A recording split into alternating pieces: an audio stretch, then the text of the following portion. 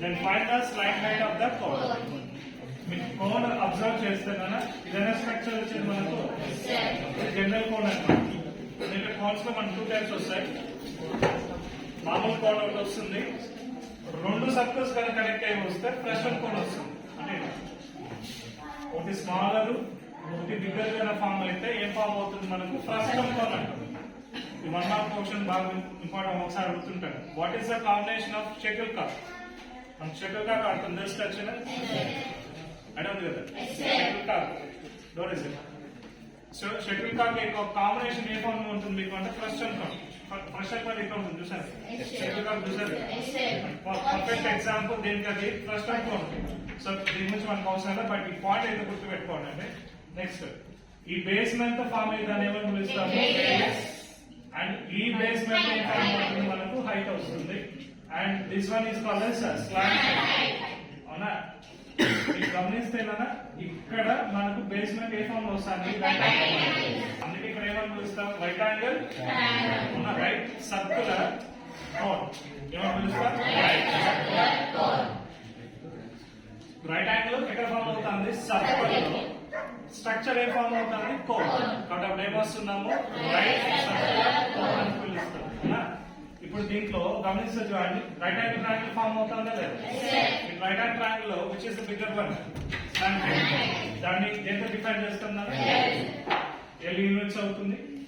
Are means radius, height ని H. అవునా? ఈ కాంబినేషన్ లో మనం బోధియాన థీరం వాడింటాం మనం. అవునా? బోధియాన థీరం ఏమొస్తుంది మనకు AC square equals to AB square plus BC square. College Pythagoras అని చెప్పుకుంటే మనకు అవసరం లేదు ఆ పేరు. సో బోధియాన థీరం యాక్చువల్ గా మనం చెప్పాల్సింది AC square equals to just ఒక పాయింట్ విజ్ఞానాన్ని చెప్పారు గట్టిగా. ఎందుకు బోధియాన చెప్తామంటే ఇదేం ఫామ్ లో రెక్టాంగిల్. ఇప్పుడు నెక్స్ట్ ప్రాబ్లం లో మనం రెక్టాంగిల్ ప్రాబ్లం ఎత్తుకుందాం.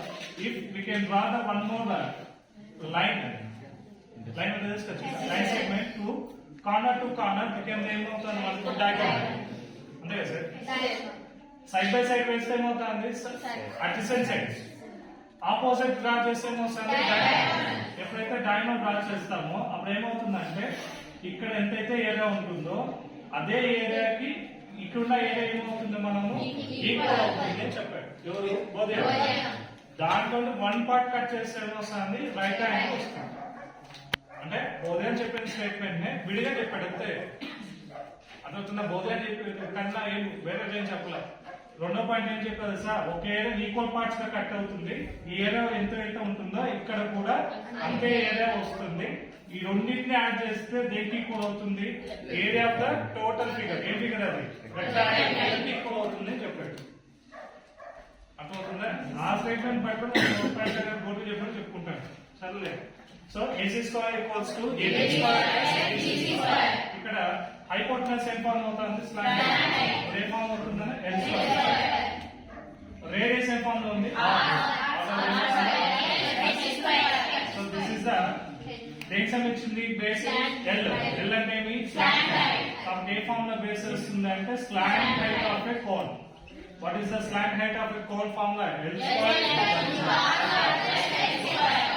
Square H square plus R square. ఒక ఎల్ అనుకోవాలనుకోండి ఇప్పుడు ఏమవుతుంది అండర్ రూట్ ఆఫ్ ఒక ఆర్ అనుకోవాల్సి వచ్చింది అనుకోండి. Next H కనుక్కోవాలనుకోండి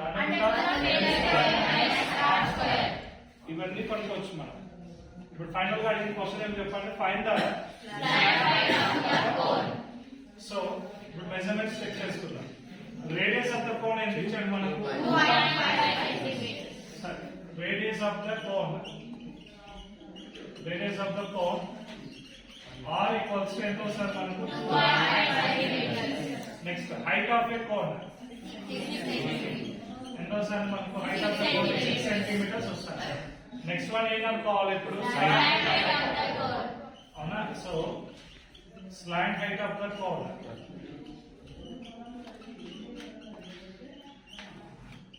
equals to direct గా స్లాంట్ హైట్ కనుక్కోవాలి కాబట్టి ఈ ఫామ్ లో వాడేచ్చు మనం. ఏమని చెప్పండి అండర్ రూట్ హెచ్ వాల్యూ ఎంత వస్తుంది మనకు మీకు ఒక చూడండి, రేడియస్ ఆఫ్ ద కోన్ ఏ ఫామ్ లో ఉంది 2.5 అంటే అప్పుడు ఏ ఫామ్ లో ఉంది డెసిమల్. దాన్ని ఫ్రాక్షన్ లో కన్వర్ట్ చేసుకోవచ్చు. ఎలా రాసుకోవచ్చు అంటే 5/2 సెంటీమీటర్స్ గా రాసుకోవచ్చు. ఎందుకంటే 2.5 డబుల్ చేయండి 5 డబుల్ అంటున్నాం కాబట్టి అదే వాల్యూని ఏం చేయాలి, డివైడ్ చేయాలి. కాబట్టి 5/2 చేస్తే ఎంత వస్తుంది, 2.5. అర్థమవుతుందా? లేదు మాకు అర్థం కాలేదంటారా, 2.5 ఎట్లా రాసుకోవచ్చు, 25/10. పాయింట్ ఆఫ్ ఎన్ని డిజిట్స్ ఉన్నాయి, కాబట్టి 25/10. 5 క్యాన్సిలేషన్ చేయండి, 5/10 వచ్చేది. అర్థమవుతుందా? ఎట్లా తీసుకోవాలి.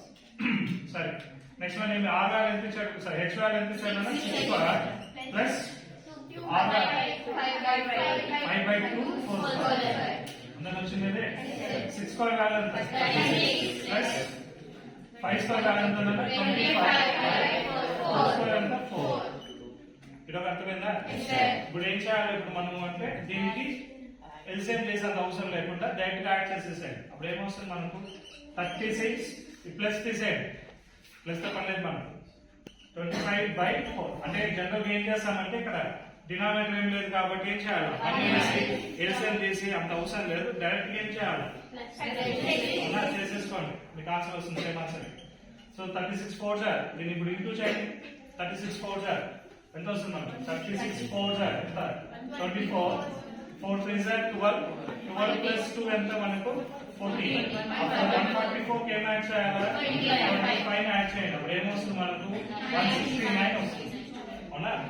సో అప్పుడు ఏమొస్తుంది మనకు 169/4 రూట్ ఫామ్. ఇప్పుడు రూట్ ఫామ్ లో మీరు గమనిస్తే దీనికి ఎంత వస్తుంది మనకు 13. ఎందుకు 13 స్క్వేర్ ఎంత 169. రూట్ 4 వాల్యూ ఎంత 2. సో మొత్తానికి ఏమొస్తుంది ఇక్కడ వేస్తున్నాం కాబట్టి, సో L ఈక్వల్స్ టు ఏమొస్తుంది మనకు 13/2. అవునా? సెంటీమీటర్స్ అంటే సెంటీమీటర్స్ కదా అడుగుతున్నది. సో 13/2 ని కూడా మనం ఏ ఫామ్ లో మార్చాలా, డెసిమల్ లో మార్చాలంటే L ఈక్వల్స్ టు 10 లో హాఫ్ ఎంత, 5. 3 లో హాఫ్ ఎంత 1.5. 5 కి 1.5 కి రెండింటిని యాడ్ చేయండి, ఎంత వస్తుంది 6.5. 13 ఎట్లా రాసుకోవచ్చు, 10 ప్లస్ 3 నే కదా. 10 లో హాఫ్ ఎంత 5. 3 లో హాఫ్ ఎంత 1.5. అప్పుడు 5 కి 1.5 యాడ్ చేస్తే 6.5 సెంటీమీటర్. సైజ్ అంటే ఏమని అర్థం ఇక్కడ, స్లాంట్ హైట్.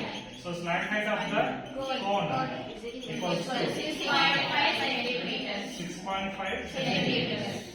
అర్థమైంది? డౌట్ ఉందా? కాపీ చేయండి.